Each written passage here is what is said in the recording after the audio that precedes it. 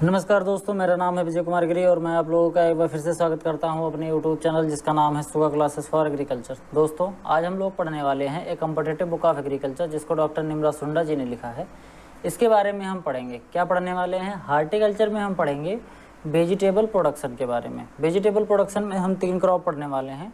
Brinjal पढ़ने वाले हैं, चिली पढ़ने वाले हैं और ओकरा पढ़ने वाले हैं। आज से लेक्चर को मैं थोड़ा सा लंबा बनाऊंगा। कहने का मतलब ये है कि मैं ये प्रयास करूंगा कि एक लेक्चर में ज़्यादा से ज़्यादा कंटेंट आप लोगों का कंप्लीट हो, जिससे कि जो आप लोगों का सिलेबस है वो जल्दी पूरा हो जाए। तो आज हम लोग पढ़ने वाले हैं ब्रिंजल, चिली और ओकरा। ब्रिंजल का मतलब होता है बैगन, चिली का मतलब होता है मिर्च, जो हरी मिर्च हम खाते हैं, और ओकरा का मतलब होता है भिंडी। तो इन 3 फसलों के बारे में हम डिटेल में पढ़ने वाले हैं, जो कुछ भी इस बुक में दिया गया है। अगर हम बात करें ब्रिंजल की, तो ब्रिंजल का जो बोटेनिकल नेम होता है वो होता है सोलेनम मेलेंजना। क्या होता है? सोलेनम मेलेंजना होता है। और जो ब्रिंजल होता है ये सोलेनेसी फैमिली से बिलोंग करता है, और इसी फैमिली से आपका पोटैटो बिलोंग करता है। चिली भी इसी से बिलोंग करता है, और इससे पहले मैंने जो टोमेटो पढ़ाया था, टोमेटो भी सोलेनेसी फैमिली से ही बिलोंग करता है। अगर हम बात करें ब्रिंजल में जो कलर होता है, पिगमेंट प्रेजेंट इन ब्रिंजल, वो होता है एंथोसायनिन। मतलब ये जो इसका कलर होता है बैगन का, जो बैगनी कलर होता है, वो किसकी वजह से होता है? वो एंथोसायनिन की वजह से ही होता है। Brinjal fruit are good source of vitamin B12। Vitamin B12 जो होता है, विटामिन बी जो कंटेंट होता है, ये ब्रिंजल में बहुत अच्छी मात्रा में पाया जाता है। कहने का मतलब ये है कि जो विटामिन बी होता है ये ब्रिंजल में अच्छे से पाया जाता है।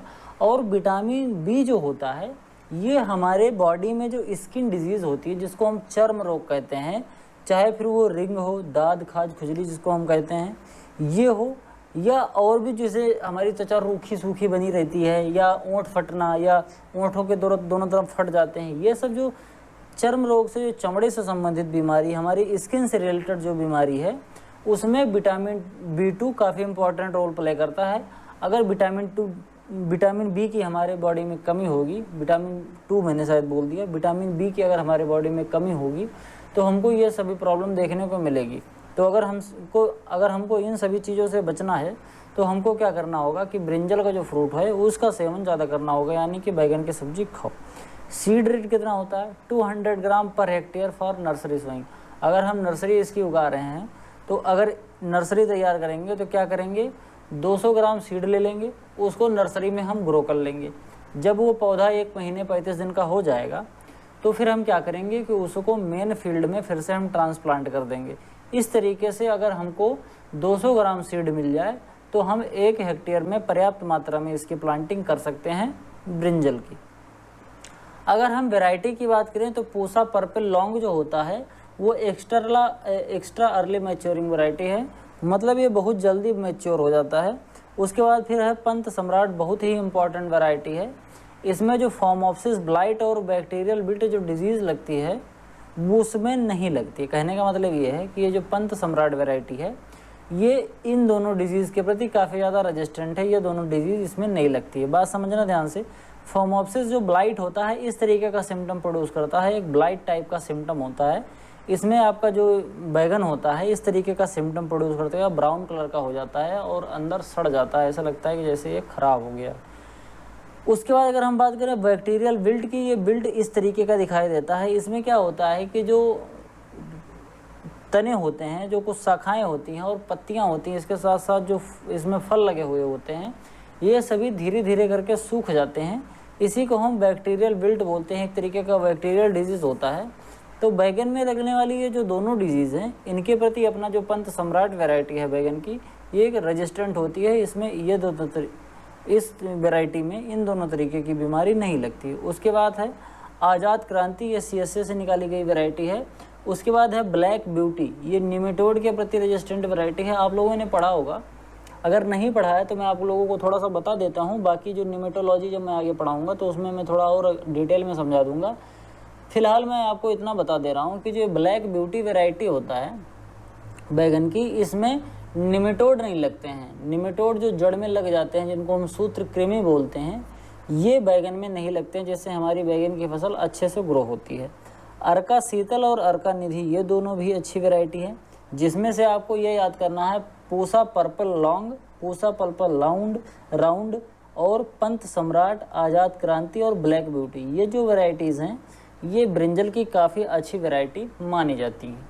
वहीं अगर हम हाइब्रिड की बात करें तो पंत ऋतुराज है, पूसा बिंदु है, पूसा उपकार है, पूसा वैभव है, ये भी फोमोप्सिस ब्लाइट के प्रति रेजिस्टेंट है, और अर्का नवनीत है, ये भी एक हाईएस्ट यील्डिंग वैरायटी है। मतलब बैगन में जितनी भी वैरायटी हैं उनमें सबसे ज़्यादा प्रोडक्शन देने वाली वैरायटी का क्या नाम है?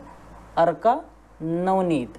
इसके बाद है अर्का नीलकंठ, ये भी निमेटोड के प्रति एक रेजिस्टेंट वैरायटी है। उसके बाद अगला है अन्ना मलाई, ये एक एफिड रेजिस्टेंट वैरायटी है जो कि तमिलनाडु में डेवलप किया गया है और तमिलनाडु के लिए ही सूटेबल माना जाता है। तमिलनाडु में अगर इसको ग्रो करना है तो वहाँ पर ये काफ़ी अच्छा माना जाता है। बात समझना, एफिड जो होता है ये ब्रिंजल का जो एफिड होता है इस तरीके का होता है, रेड कलर का आपको देखने को मिलेगा इसका एफिड, और इस तरीके का मतलब जो एफिड होते हैं वो दो कलर के होते हैं, एक तो इस तरीके का रेड एफिड होता है और एक ऐसे होता है हल्का से ग्रीन कलर का होता है। ये दो तरीके के एफिड आपको देखने को मिलते हैं। तो जो अन्ना मलाई है इस वैरायटी में, ये एक हाइब्रिड वैरायटी है और इस वैरायटी में ये जो एफिड हैं ये नहीं लगते हैं। इसके बाद अर्का केसो भी है, ये भी एक बैगन की अच्छी वैरायटी मानी जाती है। इसके बाद हम बात करते हैं इंसेक्ट एंड पेस्ट के बारे में। मतलब बैगन में कौन कौन से इंसेक्ट और पेस्ट लगते हैं जिनकी वजह से हमारी बैगन की फसल को बहुत ज़्यादा नुकसान होता है। इसमें सबसे पहला है फ्रूट एंड सूट बोरर।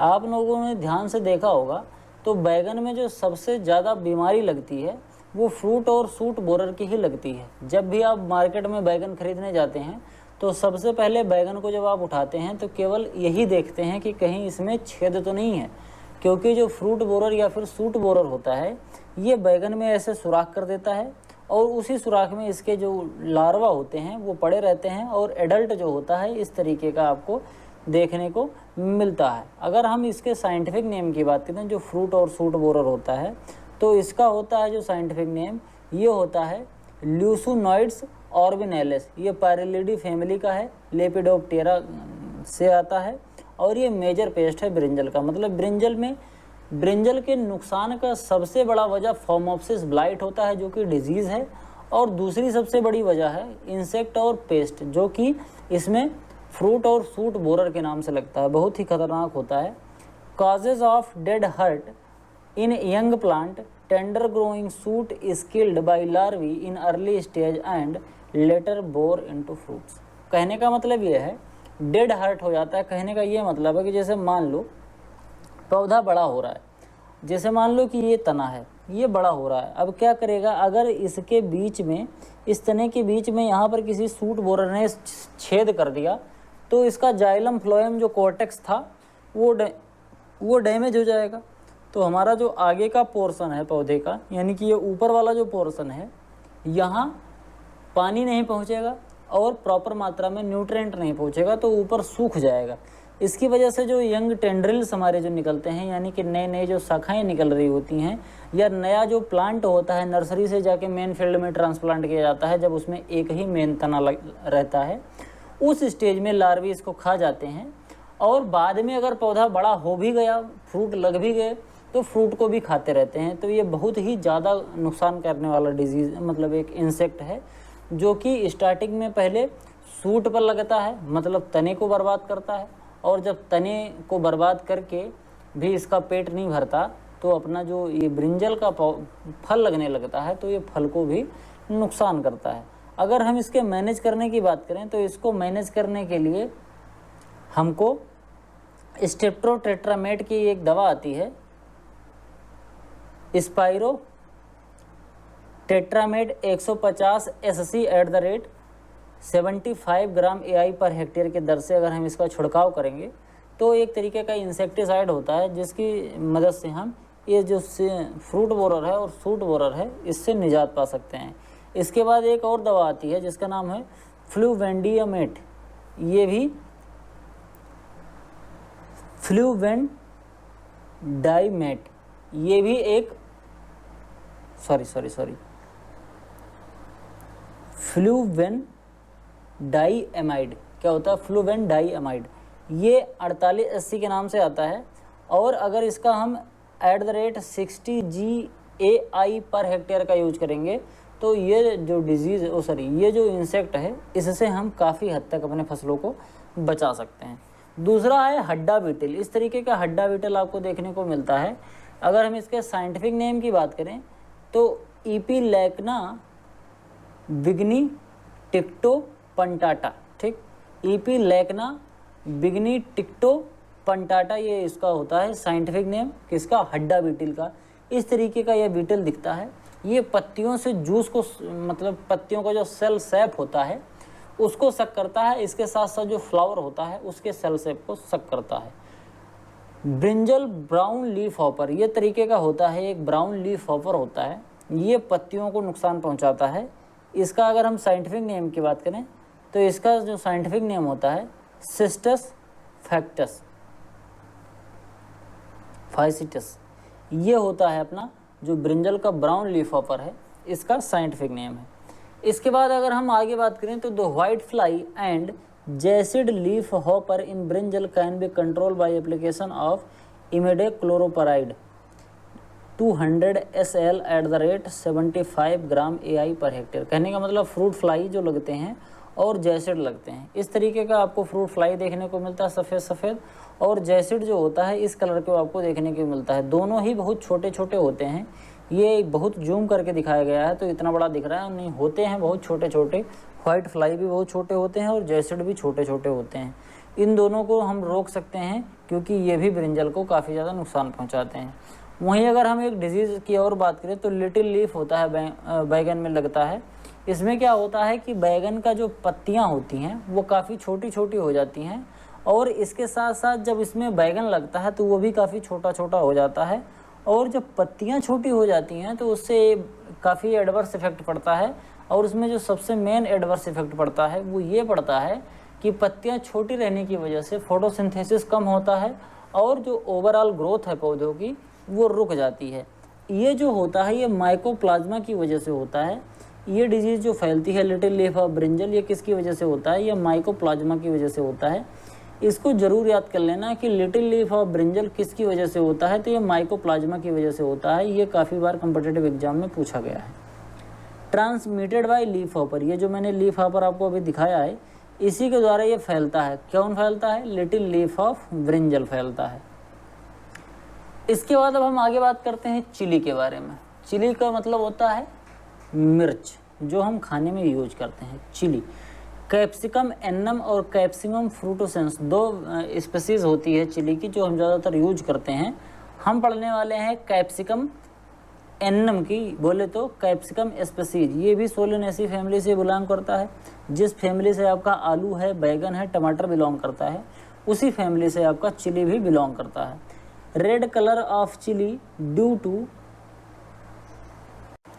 कैप्सेंथिन, कहने का मतलब ये है कि कैप्सिकम में जो लाल रंग होता है, मिर्च जो लाल कलर की दिखती है वो क्यों होता है, कैप्सेंथिन की वजह से ये लाल कलर की होती है। पंजेंसी किसकी वजह से होता है, इसमें जो तीखापन आता है ये क्यों आता है, ये कैप्सिसिन की वजह से आता है। एक इसके अंदर कंपाउंड पाया जाता है चिली के अंदर, जिसकी वजह से जो चिली होती है वो काफ़ी ज़्यादा तीखी हो जाती है, और उस कंपाउंड का नाम है कैप्सेसिन। ठीक। Major pest of chilli is thrips. Thrips जो होता है इस तरीके का दिखता है, ये भी बहुत ही छोटा छोटा होता है। ये बहुत ही मेजर पेस्ट है और इससे कई डिजीज़ेज भी फैलती हैं अपनी चिली में। आगे हम बात करेंगे कि थ्रिप्स से चिली में कौन सी डिजीज़ होती है। फिलहाल आप ऐसा समझिए कि चिली में जो मेजर पेस्ट होता है वो थ्रिप्स होता है। अगर हम इसके साइंटिफिक नेम की बात करें कि थ्रिप्स का साइंटिफिक नेम क्या होता है, तो थ्रिप्स का जो साइंटिफिक नेम होता है वो होता है सीजोथ्रिप्स डॉर्सैलिस। क्या होता है, सीजोथ्रिप्स डॉर्सैलिस जो होता है ये थ्रिप्स का साइंटिफिक नेम होता है। Anthracnose dieback due to fungus. Anthracnose जो होता है और जो डाईबैक डिजीज़ होती है, एंथ्रेक्नोज डिजीज़ इस तरीके का आपको देखने को मिलता है। एंथ्रेक्नोज डिजीज़ में क्या होता है, एक तो पत्तियों की जो साइज होती है वो एबनॉर्मल हो जाती है। उसके बाद जो पत्तियों में ग्रीन कलर होता है, यानी कि इसमें जो क्लोरोफिल होता है वो बहुत ही एबनॉर्मल हो जाता है। पत्तियां कहीं पर बहुत ज़्यादा हरी होंगी और कहीं पर हल्की पीले कलर की होंगी, मतलब ऐसे ऐसे हो जाती हैं पत्तियाँ, और इनका जो शेप होता है पत्तियों को थोड़ा सा एबनॉर्मल तरीके का हो जाता है। ये एंथोसायनिन का लक्षण है। और डाईबैक में क्या होता है कि पौधे बिल्कुल ऊपरी पार्ट से, जैसे मान लो चिली का पौधा है, तो चिली के पौधे में जो सबसे ऊपर वाला पार्ट होगा वो पहले सूखेगा और फिर धीरे धीरे वो जड़ की तरफ बढ़ता रहेगा, तो ये भी डाईबैक होता है।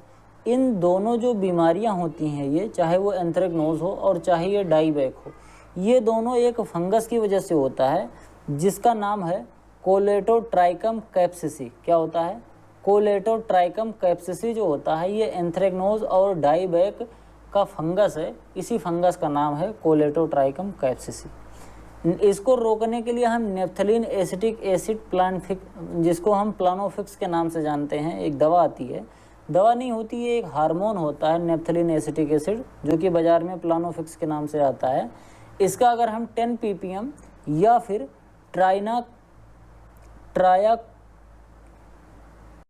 ट्रायाकोंटनोल को अगर हम यूज करें तो हमारा ये जो फ्रूट ड्रॉप वाली प्रॉब्लम होती है इसको हम रोक सकते हैं। बात समझना, एक बार मैंने आपको पढ़ाया था, जब मैं मैंगो पढ़ा रहा था तो मैंने मैंगो में भी बहुत डिटेल में बताया था कि जब भी पौधों में फ्रूट ड्रॉप वाली प्रॉब्लम आती है तो हम नेफ्थलीन एसिटिक एसिड का छिड़काव करते हैं। तो अगर हम इस पर भी नेफ्थलीन एसिटिक एसिड का छिड़काव कर देंगे तो हमारा जो फ्रूट ड्रॉप होता है, कई बार क्या होता है कि जो पौधे होते हैं उस पर से फूल झड़ जाते हैं, और या तो फिर जो मिर्च होती है वो बहुत ही स्टार्टिंग में जब छोटी छोटी रहती है तभी वो ज़मीन पर गिर जाती है, मतलब पौधे से टूटकर गिर जाती है। तो ये जो फ्रूट ड्रॉप वाली प्रॉब्लम है, इसको ओवरकम करने के लिए, इससे बचने के लिए हमको नेफ्थलीन एसिटिक एसिड, जो कि प्लानोफिक्स के नाम से आता है, इसका छिड़काव करना चाहिए 10 ppm का घोल बनाकर पौधों में। इसके बाद बात करें, India is a major producer, consumer and exporter of chilli in the world. पूरे भारत में चिली का सबसे बड़ा प्रोड्यूसर भी भारत है, सबसे बड़ा कंज्यूमर भी भारत है और सबसे बड़ा एक्सपोर्टर भी भारत है। कहने का मतलब हम सबसे ज़्यादा उत्पादन भी करते हैं, सबसे ज़्यादा खाते भी हैं और सबसे ज़्यादा बेचते भी हैं, ठीक, दूसरे देशों पे। Andhra Pradesh is pioneer in chilli production. Andhra Pradesh जो है वहाँ पर चिली का प्रोडक्शन बहुत ही अबंडेंट मात्रा में किया जाता है। आंध्र प्रदेश चिली के प्रोडक्शन में सबसे आगे है। पूरे भारत में सबसे ज़्यादा अगर चिली का कहीं प्रोडक्शन होता है तो वो है Andhra Pradesh. Capsicum annuum is also known as sweet pepper. जो कैप्सिकम एन्नम होता है इसको हम स्वीट पेपर भी बोलते हैं। इस मिर्च के अंदर जो कड़वाहट होती है वो काफ़ी कम होती है और इसके जो फल होते हैं, ये इसकी जो मिर्च होती है काफ़ी बड़ी बड़ी होती है। लीफ कर्ल जो होता है ये एक तरीके का वायरल डिजीज़ होता है जो कि थ्रिप्स की वजह से फैलता है। अभी थोड़ी देर मैंने पहले बताया था कि जो थ्रिप्स होता है ये चिली में एक बहुत ही बेकार सी बीमारी लाता है और उस बीमारी का नाम है लीफ कर्ल, जो कि वायरस की वजह से होता है। तो ये जो लीफ कर्ल वायरस है ये किसकी वजह से फैलता है? ये थ्रिप्स की वजह से फैलता है। थ्रिप्स एक पौधे से दूसरे पौधे में इस वायरस को फैलाता रहता है और हमारा जो चिली है वो काफ़ी ज़्यादा डैमेज करता है। कई बार एग्जाम में पूछा गया है और बहुत ही लोग इस पे कंफ्यूज होते हैं कि थ्रिप्स से फैलता है कि वाइट फ्लाई से फैलता है, तो इसको ज़रूर याद कर लेना। मैंने एक बार एग्ज़ाम दिया था एफओ का, तो उसमें ये क्वेश्चन आया था और मैंने तुक्का लगाया था लेकिन वो गलत हो गया, मैंने वाइट फ्लाई लगा दिया था। मैं बार बार इसमें कंफ्यूज हो जाता था, मतलब वहाँ समझ में नहीं आ रहा था कि थ्रिप्स है कि वाइट फ्लाई है, तो मैंने वहाँ वाइट फ्लाई लगा दिया था। तो आप लोग ये गलती बिल्कुल नहीं करें। चिली में जो लीफ कर्ल होता है वो थ्रिप्स की वजह से ही होता है, ठीक। To prevent fruit not should be use calcium nitrate CN at the rate of 1 litre per hectare और broadcasting about 25 kilogram per hectare. Fruit rot जो होता है, यानी कि जो क्या कहते हैं, जो मिर्च होती है वो जो सड़ने लगती है, इस तरीके का फ्रूट रॉट आपको देखने को मिलता है।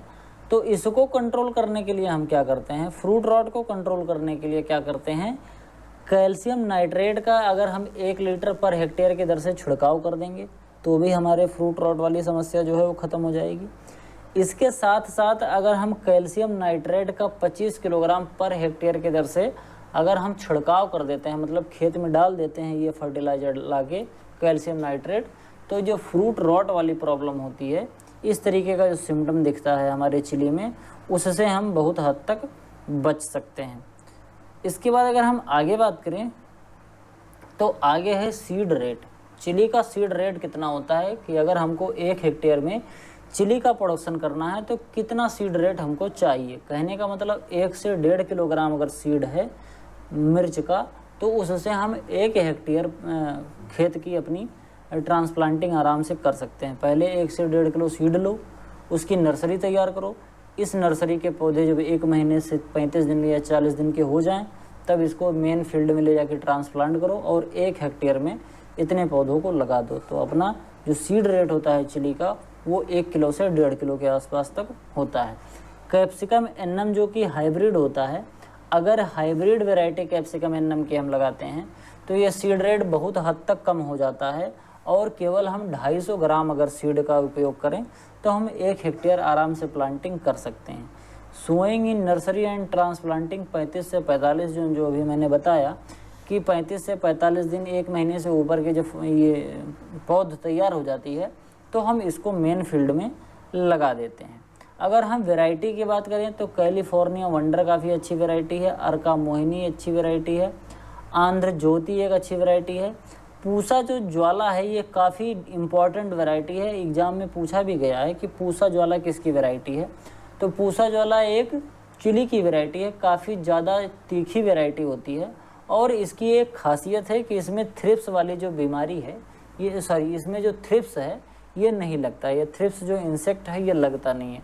तो अल्टीमेटली आप ऐसे समझ सकते हैं कि अगर थ्रिप्स नहीं लगेगा तो इसमें जो लीफ कर्ल वायरस वाली बीमारी है ये भी नहीं लगेगी। तो जो पूसा ज्वाला है काफ़ी अच्छी वैरायटी मानी जाती है और ये इसी वजह से मानी जाती है क्योंकि इसमें पहली बात तो थ्रिप्स के प्रति ये रेजिस्टेंट है और ये थ्रिप्स के प्रति रेजिस्टेंट होने की वजह से ऑटोमेटिकली ये क्या हो जाती है, ये ऑटोमेटिकली जो लीफ कर्ल है इससे बच जाती है क्योंकि जब थ्रिप्स नहीं आएगा तो लीफ कर्ल वायरस भी नहीं आएगा तो अपनी फसल बची रहेगी। ज्वालामुखी काफ़ी अच्छी वैरायटी होती है, ये हाई डेंसिटी प्लांटिंग के लिए काफ़ी अच्छी मानी जाती है। अगर हमको बहुत ही हाई डेंसिटी, जिसको हम सघन बागवानी कहते हैं, अगर हाई डेंसिटी प्लांटिंग करनी है, थोड़ी थोड़ी दूर पर लगाना है पौधे को, तो उसमें जो अपनी ज्वालामुखी वैरायटी है काफ़ी अच्छी मानी जाती है। एक सूरजमुखी वैरायटी भी आती है, वो भी काफ़ी ज़्यादा तीखी वैरायटी होती है चिली की। अर्का लोहित ये पाउडरी मिल्ड्यू के प्रति रेजिस्टेंट वैरायटी होती है। पाउडरी मिल्ड्यू के सिम्टम मैंने आपको कई बार दिखा दिया है। तो पाउडरी मिल्ड्यू जो होता है उसमें ऐसा लगता है कि जैसे जो पत्तियां हैं, पत्तियों के ऊपर किसी ने पाउडर छिड़क दिया हो, ये एक तरीके का फंगस होता है पाउडरी मिल्ड्यू। और जो अर्का लोहित वैरायटी है चिली की, इसमें पाउडरी मिल्ड्यू डिजीज़ नहीं लगती है। इसके बाद है भास्कर, भाग्यलक्ष्मी, इंदिरा, पंजाब लाल। पंजाब लाल जो वैरायटी है ये फ्रूट रॉड, डाईबैक और कर्लिंग तीनों के सिम्टम मैं आपको दिखा चुका हूँ। कर्लिंग में क्या होता है, कर्लिंग में जो पत्तियाँ होती हैं वो कर्ल हो जाती हैं, मतलब मुड़ जाती हैं, वो बहुत ही एबनॉर्मल दिखती हैं, मुड़ी मुड़ी पत्तियाँ रहती हैं। तो ये पंजाब लाल जो वैरायटी है ये इन सभी डिजीज़ के प्रति, चाहे वो फ्रूट रॉट हो, चाहे फिर वो डाईबैक हो और चाहे फिर ये लीफ कर्ल हो, इन सब के प्रति अपना ये रेजिस्टेंट होता है। कौन? पंजाब लाल। और ये कर्लिंग होती है केवल पत्तियों में ही नहीं होती है, ये कर्लिंग आपको मिर्च में भी देखने को मिलता है। तो इसी वजह से पंजाब लाल हमको एक अच्छी वैरायटी है, इसको ग्रो करेंगे अगर ये हमको बीमारी देखने को मिल रही है। आगे बात करते हैं मथनिया लौंग, ये भी एक अच्छी वैरायटी है। और भारत तो काफ़ी ज़्यादा ज़रूरी वैरायटी है। अगर हम इसमें बात करें कौन कौन सी वैरायटीज़ मेन है, तो आपका कैलिफोर्निया वंडर और उसके बाद फिर अर्का मोहित, ज्वालामुखी, ज्वाला, लोहित, भाग्यलक्ष्मी, इंदिरा और पंजाब लाल और भारत, ये कुछ ऐसी वैरायटीज़ हैं चिली की जो काफ़ी ज़्यादा इम्पॉर्टेंट है। अब हम आगे बात करते हैं पेस्ट मैनेजमेंट की। चिली में जो भी पेस्ट लगते हैं उनको हम किस तरीके से मैनेज कर सकते हैं, इसके बारे में बात करें तो जैसे कि मैंने बताया कि चिली में थ्रिप्स लगता है जो कि लीफ कर्ल वायरस को फैलाने में मददगार होता है। तो चिली थ्रिप्स को अगर हमको इसका जो साइंटिफिक नेम होता है चिली थ्रिप्स का, वो होता है सिक्टोथ्रिप्स डॉर्सैलिस। क्या होता है? सिक्टोथ्रिप्स डॉर्सैलिस। कुछ लोग इसको सीजोथ्रिप्स डॉर्सैलिस बोलते हैं। तो आप इसको देख लीजिए। सिम्टम जो होता है ये इनवर्ड कर्लिंग होने लगती है। जब चिली थ्रिप्स की वजह से लीफ कर्ल होता है तो ऐसे कपिंग होने लगती है। कपिंग का मतलब समझ रहे हो, पत्तियां जो होती हैं ये ऊपर की तरफ मुड़ने लगती हैं। जैसे ये देखो ध्यान से तो आपको इसे पता चलेगा कि यहाँ पत्तियों के बीच में एक गड्ढा हो गया है, ऐसे ये दोना जैसे बन गया। जैसे हम लोग पत्तियों का जो दोना बना होता है जिसमें हम लोग फुल्की या बतासे खाते हैं, पानी पूरी खाते हैं, उस तरीके का देखने में लगता है कि मतलब पत्तियां ऐसे ऊपर की तरफ मुड़ जाती हैं कि इसमें पानी भर जाए। तो इस तरीका का सिम्टम अगर हमको देखने को मिल रहा है तो हम ये जान जाते हैं कि इसमें लीफ कर्ल वायरस लग गया है। और लीफ कर्ल वायरस क्यों लगा है? क्योंकि थ्रिप्स खेत में है, वो एक पौधे से दूसरे पौधे पर इस वायरस को फैला रही है। इसके बाद हम बात करते हैं व्हाइट फ्लाई की। इस तरीके की अपनी व्हाइट फ्लाई दिखती है, काफ़ी छोटा होता है, जूम करने पे ये काफ़ी बड़ा दिख रहा है लेकिन होता काफ़ी छोटा है। It is responsible for transition of chilli mosaic virus. जैसे अभी तक तो मैं लीफ कर्ल वायरस की बात कर रहा था, तो लीफ कर्ल वायरस किसकी वजह से होता है? थ्रिप्स की वजह से। अब यहीं लोग कंफ्यूज होते हैं। और व्हाइट फ्लाई जो होता है ये मोज़ेक वायरस को फैलाता है। मोज़ेक वायरस में इस तरीके का सिम्टम देखने को मिलता है, एक तो पत्तियाँ थोड़ी मुड़ जाती हैं और इसके साथ साथ पत्तियों में आपको हल्की सी क्लोरोसिस देखने को मिलती है। पत्तियों का जो कलर होता है वो बिल्कुल हरा नहीं रहता है, हल्का सा वाइट, उसमें येलो कलर के धब्बे भी देखने को आपको मिलते हैं। तो ये होता है किसकी वजह से होता है? बेमेसिया टोबैको की वजह से होता है। बेमेसिया टोबैको जो है ये व्हाइट फ्लाई का जो है वो साइंटिफिक नेम है। तो ये व्हाइट फ्लाई किसको फैलाता है? चिली मोज़ेक वायरस को फैलाता है। बोथ, चाहे व्हाइट फ्लाई हो और चाहे थ्रिप्स हो, दोनों को अगर हमको कंट्रोल करना है तो इसको कंट्रोल करने के लिए हम कोई भी सिस्टमेटिक इंसेक्टिसाइड जैसे कि एसीफेट या फिर थायोमेथॉक्सेन, इन दोनों का अगर हम दोनों में से किसी एक का दी गई मात्रा के हिसाब से अगर हम छिड़काव कर देते हैं तो ये थ्रिप्स जो है या फिर थ्रिप्स के साथ साथ जो व्हाइट फ्लाई है, इन दोनों को हम मैनेज कर सकते हैं। कोई भी सिस्टमेटिक जो इंसेक्टिसाइड है उसके उपयोग से इन दोनों जो इंसेक्ट हैं इनसे बच सकते हैं। और इन दोनों से अगर हम बच जाएंगे तो फिर चाहे वो लीफ कर्ल हो और चाहे फिर मोज़ेक हो, ये दोनों नहीं लगेगा। एक बार मैं आपको फिर से बता दे रहा हूँ कि थ्रिप्स जो होता है ये क्या फैलाता है? लीफ कर्ल डिजीज़ फैलाता है। और जो व्हाइट फ्लाई होता है ये मोज़ेक फैलाता है। ठीक, इसके बाद अगर हम आगे बात करें तो हमारा जो अगले फसल का नाम है वो है ओकरा, जिसको हम क्या बोलते हैं? इसको हम बोलते हैं भिंडी। ठीक, अबेलमॉस्कस एस्कुलेंटस जो होता है इसका साइंटिफिक नेम या फिर बोटेनिकल नेम होता है, क्या होता है? अबेलमॉस्कस एस्कुलेंटस। मेजर पेस्ट ऑफ ओकरा, ओकरा का जो मेजर पेस्ट होता है फ्रूट बोरर होता है। और इस फ्रूट बोरर का जो साइंटिफिक नेम है वो है एरियास विटेला। एरिस विटेला जो होता है ये ओकरा का सबसे मेजर पेस्ट होता है। ये भी क्या करता है?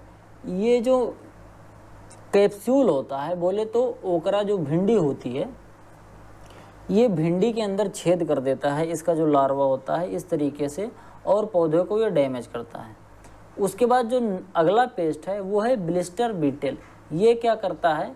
इसका अगर हम साइंटिफिक नेम की बात करें तो मिराबिलिस पिस्चुला। क्या होता है?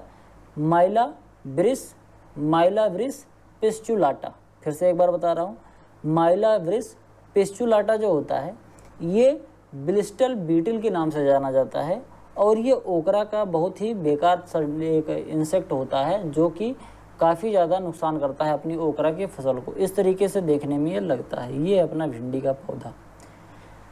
इसके बाद येलो वाइन मोज़ेक एक वायरस के द्वारा होने वाली बीमारी है जो कि आपको, अगर आपने भिंडी की खेती करी होगी या आपने भिंडी के ढेर सारे पौधे देखे होंगे तो आपको हो सकता है कि आपने ये वाली बीमारी देखी हो। इसमें क्या होता है कि जितने भी वेंस होती हैं पत्तियों के अंदर, यानी कि पत्तियों के अंदर जितने भी नसें होती हैं वो सभी क्या हो जाती हैं? ये सभी पीली पड़ जाती हैं। नॉर्मल कंडीशन में या तो ये ग्रीन होंगी या तो फिर ये पिंक कलर या रेड कलर की होती हैं। लेकिन जब ये वायरस लग जाता है तो इस वायरस की वजह से ये इनका कलर कैसा हो जाता है? येलो हो जाता है। इसीलिए हम इसको येलो वाइन मोज़ेक वायरस बोलते हैं। कुछ लोग इसको क्या बोलते हैं? YVM, yellow wine mosaic virus बोलते हैं। YVN, yellow wine mosaic. ये किसकी वजह से होता है? ये एक वायरस की वजह से होता है, और इस वायरस को कौन फैलाता है? फ्रूट फ्लाई फैलाता है। ध्यान से समझ लेना दोस्तों, जहाँ पर मैं फ्रूट फ्लाई बोल रहा हूँ उसको आप ध्यान से याद कर लीजिए, फ्रूट फ्लाई से फैल रहा है। जहाँ हम थ्रिप्स बता रहे हैं वहाँ थ्रिप्स जान लीजिए, क्योंकि ये वायरल डिजीज़ में वाइट फ्लाई और थ्रिप्स बहुत ज़्यादा कन्फ्यूज़ करते हैं। इसी वजह से जब मैं बता रहा हूँ तो इसको ध्यान से दिमाग में बैठा लीजिए कि आपसे जो गलत होने की संभावना है वो कम हो जाए। अगर हम सीड रेट की बात करें तो ओकरा का जो सीड रेट है वो 8 से 10 किलोग्राम पर हेक्टेयर अगर हमको सीड मिल जाए तो हम 1 हेक्टेयर की बुआई आराम से कर सकते हैं। इसमें ट्रांसप्लांटिंग नहीं होती, सीड बुआई कर देते हैं 8 से 10 किलोग्राम पर हेक्टेयर में। अगर हम स्प्रिंग या फिर समर की बात करें तो उस सीजन में क्योंकि जो पौधे होते हैं ओकरा के काफ़ी छोटे छोटे होते हैं, तो इसलिए इनको हम बहुत नज़दीक बुआई करते हैं, जिससे कि हमारा प्रोडक्शन बढ़ जाए। और क्योंकि पौधे छोटे होते हैं, बहुत ज़्यादा ग्रोथ नहीं होती है, तो इनका जो स्पेसिंग है वो बहुत ज़्यादा दूर करने पे कोई ज़्यादा फ़ायदा होता नहीं है। इस वजह से चाहे वो स्प्रिंग सीजन हो या फिर समर सीजन हो, जब पौधों की हाइट छोटी रहती है तो उस सीजन में जो ओकरा का सीड रेट है वो 18 से 20 किलोग्राम होता है। वहीं अगर खरीफ सीजन में जब बहुत पानी बरसता रहता है, पानी अवेंडेंट मात्रा में होता है, उस सीजन में पौधे बहुत बड़े बड़े होते हैं ओकरा के, तो पौधे अगर बड़े बड़े होंगे तो हमको स्पेसिंग बढ़ानी पड़ेगी। एक पौधे से दूसरे पौधे की दूरी या फिर एक लाइन से दूसरे लाइन की दूरी बढ़ानी पड़ेगी, जिससे कि हमारा सीड रेट ऑटोमेटिकली कम हो जाएगा। इसके बाद अगर हम आगे बात करें तो कुछ वेराइटीज़ हैं जो कि भिंडी की काफ़ी अच्छी वेराइटीज़ मानी जाती हैं, जिसमें से एक परभनी क्रांति वेराइटी है, काफ़ी ज़्यादा इम्पोर्टेंट है। इसके साथ साथ पूसा सावनी वैरायटी है, ये ड्यू न्यूट्रल और स्पाइनलेस होता है, इनके अंदर स्पाइन नहीं पाया जाता, मतलब भिंडी जो टाइट हो जाती है फाइबर उसके अंदर बढ़ जाता है, उस तरीके के सिम्टम इसमें देखने को कम मिलते हैं। उसके बाद है वर्षा उपहार, ये वाइट फ्लाई के प्रति रेजिस्टेंट वैरायटी होती है। पंजाब पद्मिनी होती है, पूसा मखमली है, और परभनी क्रांति, ये जो मैंने बताया काफ़ी इंपॉर्टेंट वैरायटी है। देखो ध्यान से समझना, इसमें कौन कौन सी वेराइटीज़ इंपॉर्टेंट है। एक तो पूसा सावनी है, उसके बाद है एक पद्मिनी और मखमली और क्रांति। ये पंजाब पद्मिनी, पूसा मखमली और परभनी क्रांति, ये 3 वेराइटी काफ़ी अच्छी मानी जाती हैं, 4 वेराइटी। उसके बाद फिर अर्का अनामिका है, इसको याद कर सकते हैं। अनामिका जैसे अपनी उंगली होती है, एक उंगली होती है अनामिका, उसी तरीके से भिंडी याद कर सकते हो कि ये भिंडी काफ़ी छोटी छोटी सी होती है, ऐसे जैसे अनामिका उंगली है वैसे ही होती है, ठीक। और इसके साथ साथ अर्का अभय और हिसार उन्नत, ये कुछ ऐसी वेराइटीज़ हैं ओकरा की जो अच्छी मात्रा में ग्रो करी जाती हैं। तो दोस्तों ये आपकी जो 3 फसल थी, थोड़ी थोड़ी ही थी जो कि इस बुक में दिया गया था। अगर आपको ज़्यादा डिटेल में जानना है इनसे रिलेटेड क्वेश्चंस को, तो एक बार मैं फिर से कहूँगा कि इंस्टेंट हार्टिकल्चर ज़रूर देखिए। और अगर आपको वीडियो पसंद आया हो तो वीडियो को लाइक करें। चैनल पर पहली बार आए हैं या अभी तक चैनल को सब्सक्राइब नहीं किए हैं तो चैनल को सब्सक्राइब ज़रूर करें। आपके जो भी सुझाव हैं वो कमेंट बॉक्स में ज़रूर लिखें। मिलते हैं किसी दूसरी वीडियो में, तब तक के लिए इजाज़त दीजिए। धन्यवाद।